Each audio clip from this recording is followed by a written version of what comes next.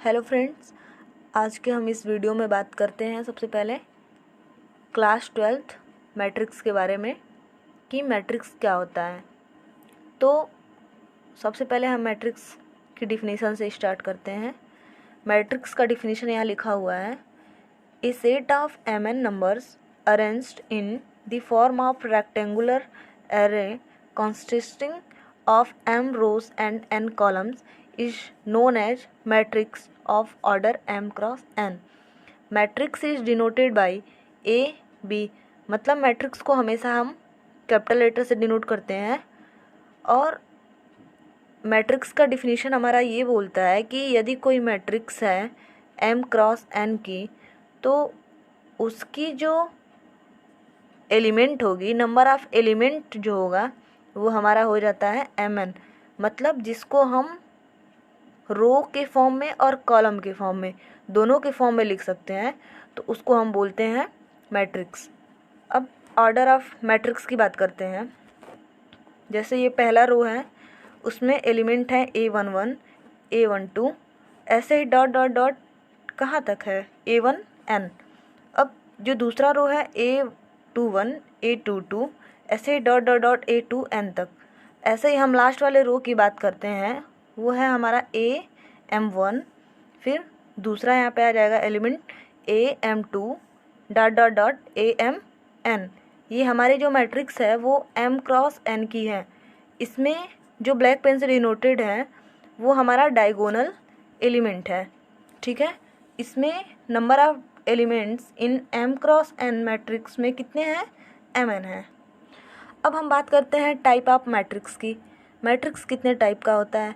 तो matrix mainly 7 type के होते हैं, और भी सारे मैट्रिक्स होते हैं, लेकिन वो जब ट्रांसपोज निकालते हैं उसके बाद की बात होती है।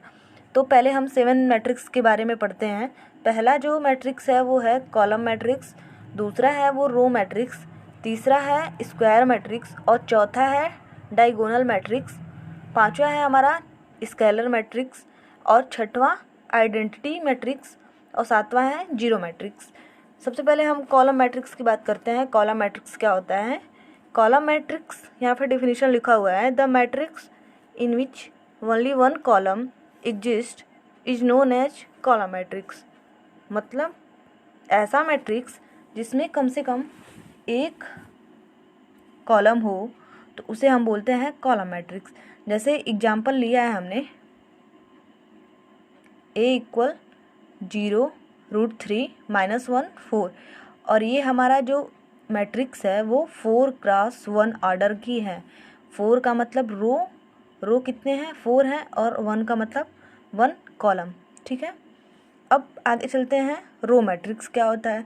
Row matrix, the matrix in which only one rows but any number of column is called row matrix. मतलब ऐसा मैट्रिक्स जिसमें केवल एक रो होते हैं लेकिन एक से अधिक उसके कॉलम होते हैं, तो उसे हम बोलते हैं रो मैट्रिक्स। अब हमारा आता है स्क्वायर मैट्रिक्स। तो स्क्वायर मैट्रिक्स का डिफिनीशन होता है, a matrix A = Aij in which m = n is known as square matrix of order n।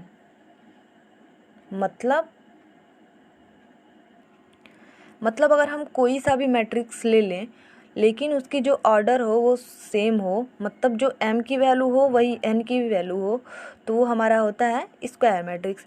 जैसा कि हमने यहाँ पे एग्जांपल लिया है, वहाँ पे रोज़ की वैल्यू और कॉलम की वैल्यू दोनों की सेम है, यानी कि 4 क्रॉस 4 ऑर्डर का है, तो ये हमारा है स्क्वायर मैट्रिक्स। आगे बात करते हैं हम डायगोनल मैट्रिक्स। डायगोनल मैट्रिक्स क्या होता है? A matrix in which the entries outside the main diagonal are all zero but diagonal elements और never can be zero is called diagonal matrix. अगर डिफिनीशन से क्लियर नहीं हो रहा है तो हम एग्जांपल देख सकते हैं कि क्या बोल रहा है, कि अगर ऐसा मैट्रिक्स जिसमें जो डायगोनल एलिमेंट होते हैं सिर्फ वो मतलब स्केलर होते हैं, मतलब वो कुछ ना कुछ रहेंगे, वो जीरो नहीं होंगे, लेकिन जो डायगोनल के आउटसाइड का जो एरिया होता है वो सारे वहाँ के सारे एलिमेंट क्या होंगे, जीरो हो जाएंगे। तो वो हमारा होता है डायगोनल मैट्रिक्स। जैसे ये हमने जो मैट्रिक्स लिया है वो 4x4 का है। अब हम बात करते हैं स्केलर मैट्रिक्स क्या होता है। Scalar matrix a diagonal matrix whose all diagonal elements are same is called scalar matrix. Scalar matrix हमारा ये बोलता है कि यदि डायगोनल के सारे एलिमेंट, ये जैसे हमारा ये क्या है, ये डायगोनल है, अगर डायगोनल के सारे एलिमेंट्स सेम हों और बाकी सारे एलिमेंट्स जीरो हों तो वो हमारा होता है स्केलर मैट्रिक्स। जो हमने यहाँ पे स्केलर मैट्रिक्स लिया है वो 3x3 का है, मतलब 3 रो है और 3 कॉलम है। अब आगे देखते हैं। इसके बाद है आइडेंटिटी मैट्रिक्स। आइडेंटिटी मैट्रिक्स क्या होता है, a square matrix whose diagonal elements are 1 and all the outside elements of diagonal is 0 is called identity matrix। मतलब आइडेंटिटी या फिर इसको हम यूनिट मैट्रिक्स भी बोलते हैं। इसके ये हमारा बोलता है कि जो डायगोनल के एलिमेंट होते हैं, मतलब ये ऐसा स्क्वायर मैट्रिक्स होता है जिसमें जो डायगोनल के एलिमेंट होते हैं वो 1 होता है और बाकी सारे एलिमेंट्स 0 होते हैं। तो वो हमारा होता है आइडेंटिटी मैट्रिक्स। अब जो हमने पहला एग्जांपल यहाँ पे लिया है वो 2x2 का है, मतलब जो डायगोनल एलिमेंट हैं वो 1 है और बाकी जो सारे हैं एलिमेंट वो 0 के इक्वल हैं।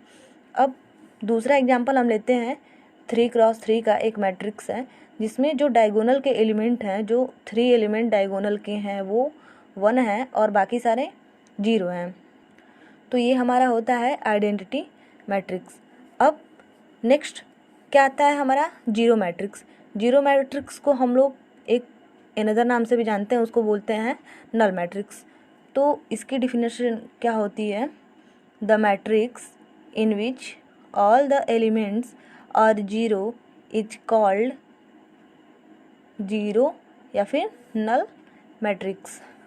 मतलब एक ऐसा मैट्रिक्स जिसके सारे एलिमेंट जो होते हैं वो जीरो होते हैं तो उसे हम बोलते हैं जीरो मैट्रिक्स।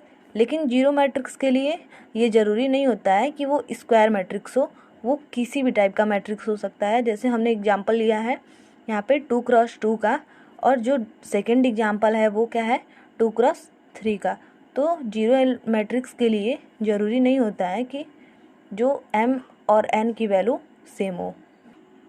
अब हम सॉल्व करते हैं चैप्टर नंबर 3.1 का कुछ क्वेश्चन, ठीक है।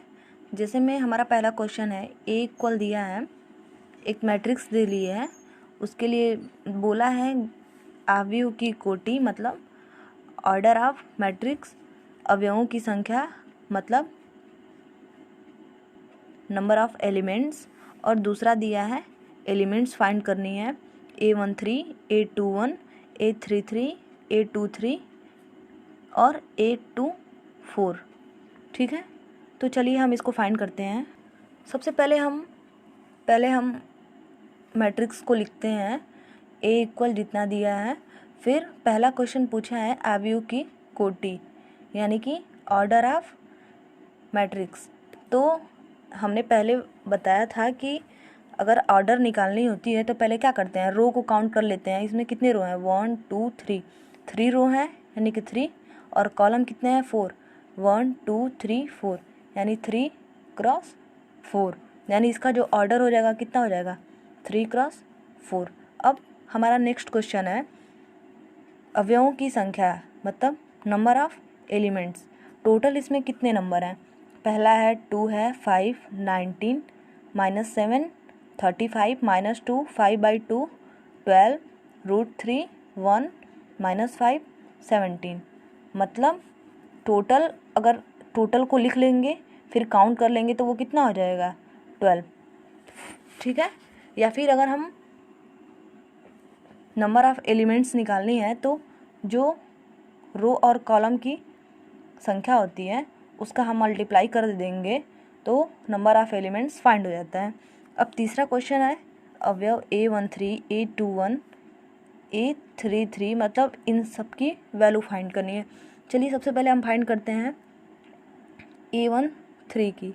A13 का मतलब पहला रो, ठीक है। A13 का मतलब इसको पहले को बोलते हैं, पहले एलिमेंट को, पहले रो के पहले एलिमेंट को क्या बोलते हैं? A11, A12, A13। A13 यानी क्या हो जाएगा? 19 हो जाएगा। अब दूसरा हमारा क्वेश्चन पूछ रहा है A21। A21 यानी कि ये दूसरे रो की बात कर रहा है, ठीक है। तो दूसरे रो यानी कि A2, इसको क्या बोलते हैं? A21 यानी कि ये हमारा A21 की वैल्यू हो जाएगी 35। अब है A33। A33 यानी कि ये तीसरे रो की बात कर रहा है, तीसरे रो और फर्स्ट, सेकंड, थर्ड, ये हो जाएगा A31, A32, A33 यानी कि क्या हो जाएगा? -5। अब है A24 की वैल्यू पूछ रहा है, यानी A2 यानी कि दूसरा रो हमारा ये है A24 यानी कि A21, A22, A23, A24। A24 का मतलब क्या हो जाएगा? 12 हो जाएगा। अब दूसरा क्वेश्चन पूछा है A23 यानी कि ये भी दूसरे रो की बात कर रहा है, तो यहाँ पे हमारा 5/2 जो है A23 है, ठीक है। अब नेक्स्ट क्वेश्चन है कि पूछ रहा है नंबर ऑफ डायगोनल मतलब विकर्णों की संख्या। तो ये हमारा 3×3 का है, तो जब भी हम इसमें विकर्ण होगा ही नहीं, ठीक है, क्योंकि विकर्ण हम उसी का फाइंड करते हैं जो हमारा कोई स्क्वायर मैट्रिक्स होता है, ठीक है। डायगोनल एलिमेंट उसी की फाइंड करते हैं जो हमारा स्क्वायर मैट्रिक्स होता है, ठीक है। अब हम चलते हैं, नेक्स्ट क्वेश्चन दिया है, क्वेश्चन नंबर 4 है, एक 2×2 आव्यूह A=AIJ की रचना कीजिए जिसके लिए निम्नलिखित प्रकार से प्रदत्त हैं। मतलब पहला दे दिया है AIJ = I + J का होल स्क्वायर बाई 2। ये जो पहला वाला क्वेश्चन है उसके लिए हमें 2×2 का एक मैट्रिक्स बनाना है। तो सबसे पहले इस क्वेश्चन में हमें ये ध्यान देना होगा कि अगर 2×2 की मैट्रिक्स हमें बनानी है तो उसके लिए क्या ज़रूरत पड़ेगी? उसके लिए ज़रूरत पड़ेगी A12, A22, A21, A22। अरे हाँ ठीक है, A11, यहाँ पे 1 होगा, फिर A12 होगा, ठीक है। अब हम सबसे पहले A11 फाइंड करेंगे।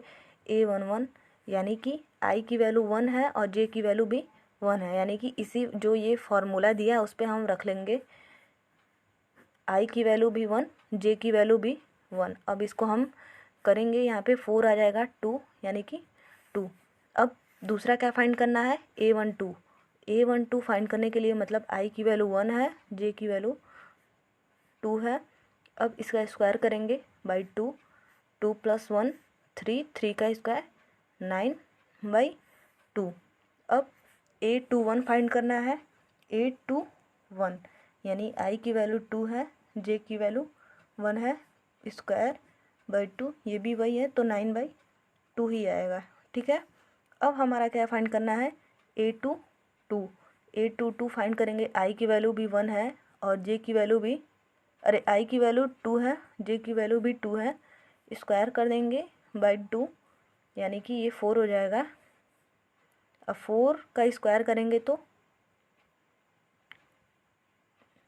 16 हो जाएगा, फिर 16/2 यानी कि ये 8 हो जाएगा। तो हमको 2×2 की मैट्रिक्स बनानी है तो क्या हो जाएगा? पहले हम A11 को लिखेंगे, 2 हो गया, फिर A12 को लिखेंगे, 9/2 हो गया, फिर A21 को लिखेंगे, यहाँ पे भी क्या है? 9/2 है, फिर A22 को लिखेंगे, ये क्या है हमारा? 8 है, यानी कि ये हमारी 2×2 की मैट्रिक्स बन गई, ठीक है। तो ऐसे ही नेक्स्ट जो क्वेश्चन दिया है, क्वेश्चन नंबर 4 का है AIJ = I/J। मतलब इसके लिए भी A11, A12, A21, A22 की वैल्यू निकाल के 2×2 की मैट्रिक्स फाइंड कर लेंगे। ठीक है, क्वेश्चन नंबर 5 भी हमारा सेम ऐसे ही है। और क्वेश्चन नंबर 6 है, निम्नलिखित समीकरणों में से x, y तथा z के मान बताइए। पहला क्वेश्चन है, ठीक है, इसको चलिए हम फाइंड करते हैं कि ये हमारा एक इक्वेशन दिया हुआ है यहाँ पे 4 3x 5 y z 1 5। ठीक है, तो इसमें हमें x और y की वैल्यू फाइंड करनी है। तो सीधे सीधे दिख जा रहा है x मतलब इसका A21 का जो एलिमेंट है इक्वल के जो इधर राइट साइड में जो मैट्रिक्स बनी है वहाँ पे भी हम देखेंगे x के जगह पे मतलब A21 के जगह पे कौन सा एलिमेंट है, 1 है, यानी कि यहाँ पे x की वैल्यू क्या हो जाएगी, 1 हो जाएगी। अब y की वैल्यू फाइंड करनी है तो ये y यहाँ पे दिया है मतलब A1 1 की वैल्यू दी है, तो A11 की वैल्यू यहाँ पे देखेंगे तो क्या हो जाएगा, 4 हो जाएगा, यानी y की वैल्यू क्या हो जाएगी हमारी, 4 हो जाएगी। तो ऐसे हम x y या फिर किसी की भी वैल्यू फाइंड कर सकते हैं। अब नेक्स्ट क्वेश्चन अगले वीडियो में देखेंगे। अगर वीडियो अच्छा लगा तो लाइक करें और सब्सक्राइब करें। Okay, thank you.